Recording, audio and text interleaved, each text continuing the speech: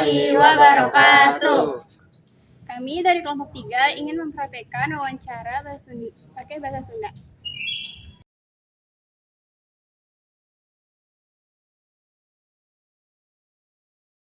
Dijeng siang Bapak Ibu, hatur nuhun pikeun nyandak ngantos ngobrol sareng kami. Kami hoyong ngawancara anjeun ngeunaan pengalaman anjeun nalika urung.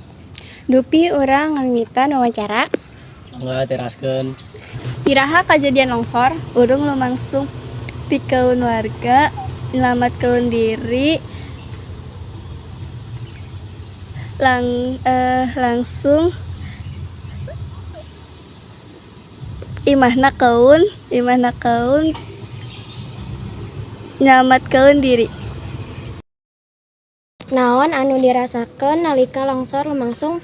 Kuring ngerasa sieun jeung panik karena kejadian eta ngadadak. Kuring harawang ngeunaan keselamatan keluarga sareng ke tetangga. Naon anu anjeun lakukeun sates ieu pikeun longsor ngulangkeun kakayaan longsor? Kami ngebereskeun bumi sareng warga sareng ngamamatan, ngeluruskeun anu yang rusak.